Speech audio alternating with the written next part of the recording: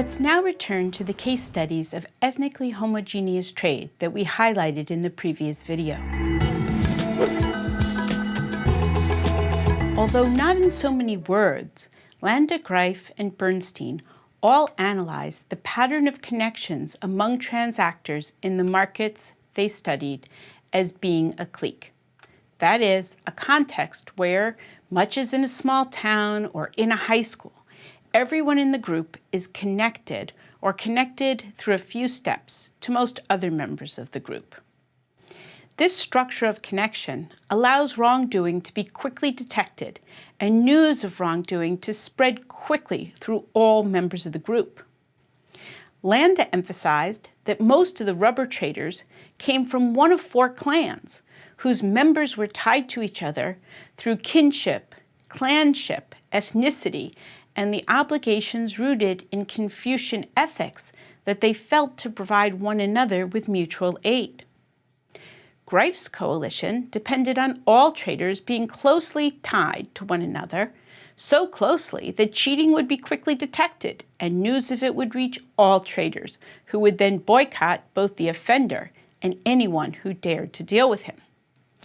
And Bernstein, too, described the members of the New York Diamond Dealers Club as a close-knit group of Orthodox Jews who lived in the same communities, traveled together when the trading club was closed, and prayed together on the Sabbath.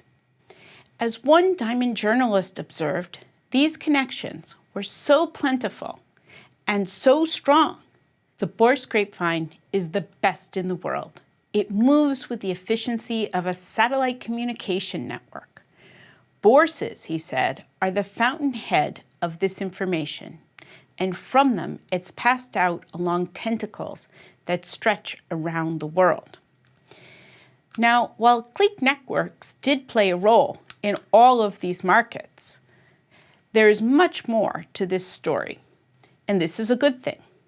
For as private ordering theorists and economists have noted, there are real limits to how big a clique can grow while still transmitting information quickly and accurately enough to support trade. So, let's take a step back and zoom out to think a bit more broadly about the structure of these markets.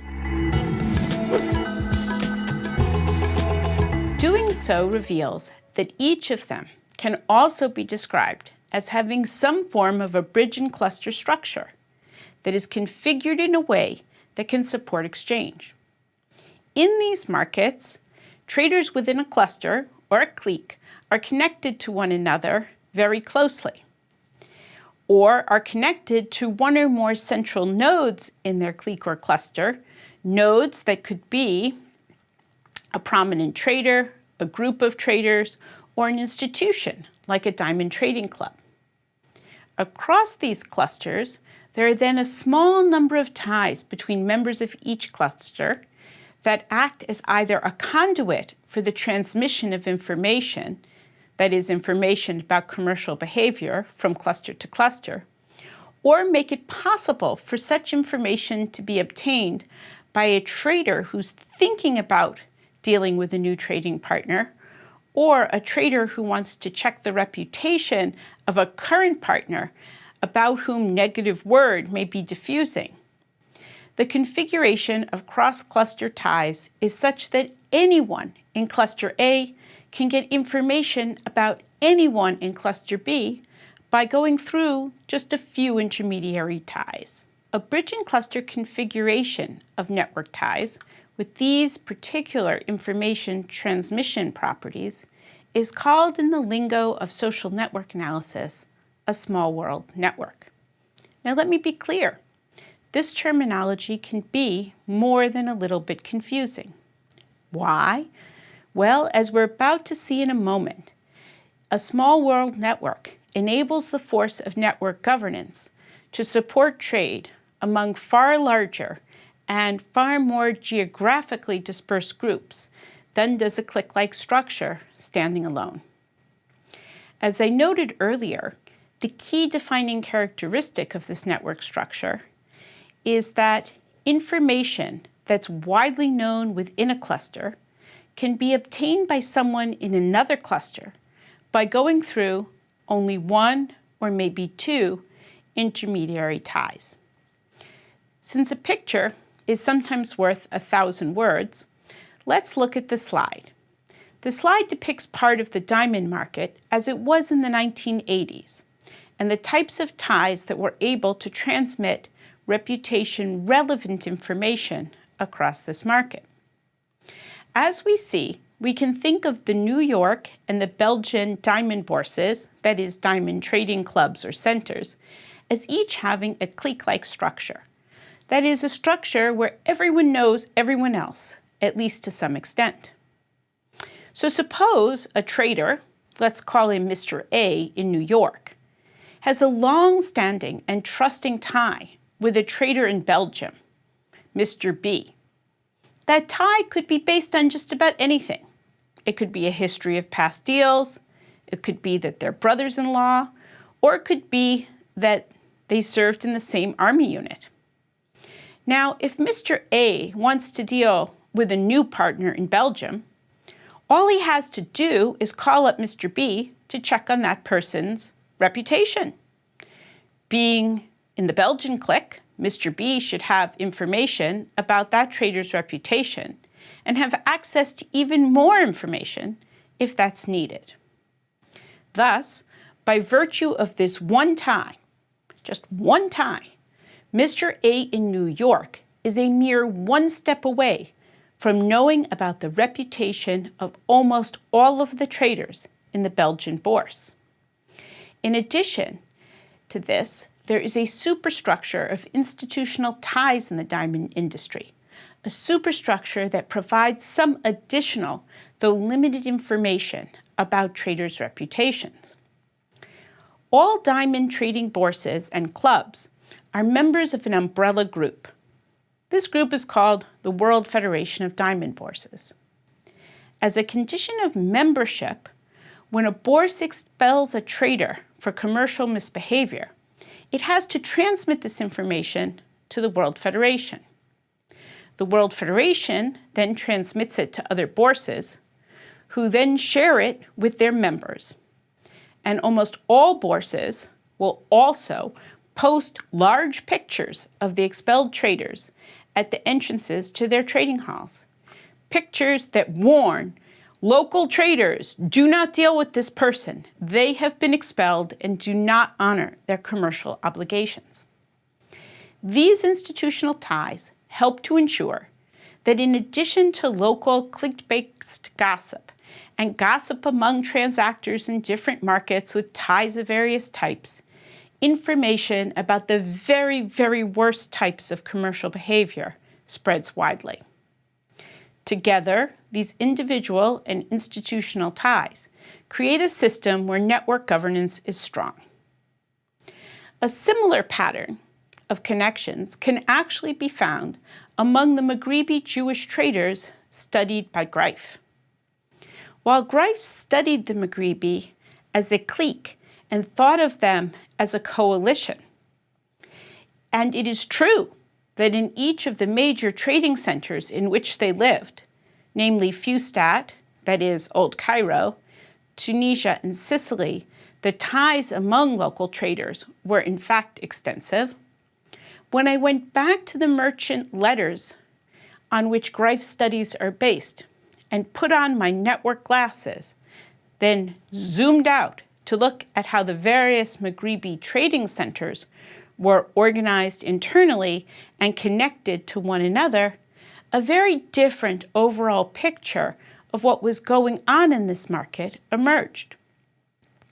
As the map on the screen shows, the ties among the Maghrebi traders could also be understood as taking the form of a bridge and cluster small world network.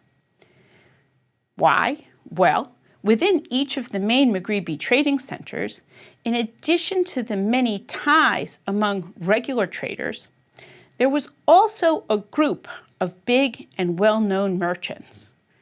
Merchants who were closely and strongly tied to one another, usually by marriage or by exceptionally long-standing business connections. Merchants who were prominent and were connected and well connected not only to most local traders, but also to their big man counterparts in other trading centers. The connections among these traders in particular gave rise to the small world configuration of ties. Moreover, just as in the diamond industry, the small world configuration of ties was augmented by institutional ties. In each of the main Maghrebi trading centers, there was an institutional intermediary, known as the merchant's representative. This individual basically performed most of the functions of a modern-day trade association. First of all, he knew everything that happened in the local market, and he was well connected to his counterparts in other trading centers. The connections among the merchants' representatives created a second level of ties among trading centers that were able to transmit reputation-relevant information and further augmented the strength of network governance. Now, let's turn to Landa for a moment.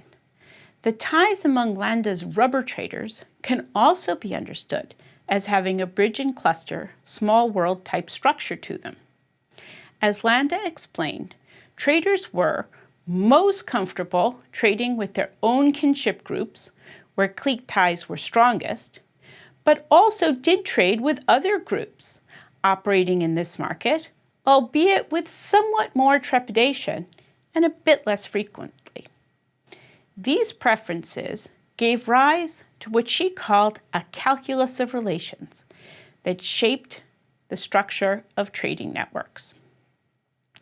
In this calculus, as a trader, you feel most secure with your near kinsmen from family, a bit less secure with distant kinsmen from extended family, and less secure still with clansmen or fellow villagers from China or fellow Holkins, and then vastly less secure with non-Holkin or non-Chinese traders.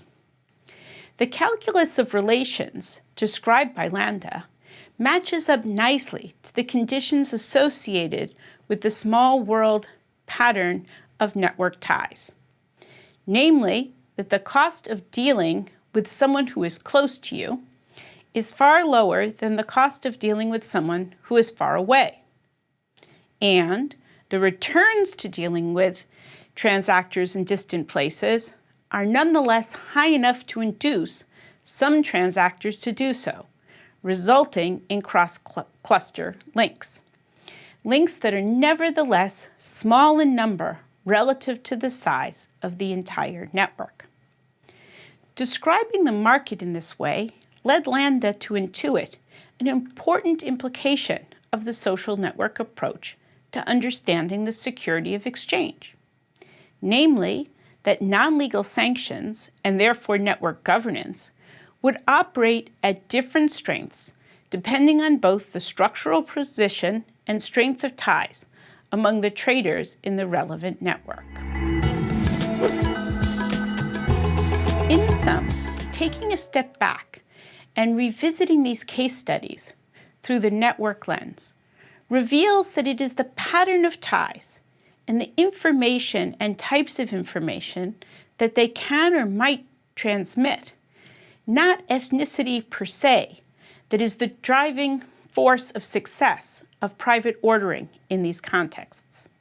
This in turn suggests that private order may well be able to succeed in contexts where social or ethnic ties are absent and where transactors are dispersed over large geographic areas. Now, at this stage, you might wonder whether, despite these organizational similarities, network governance can work without ethnic ties supporting it. While this can't be proven within the case studies themselves, the power of this type of network governance has been documented in many contexts that we'll briefly explore in our concluding video.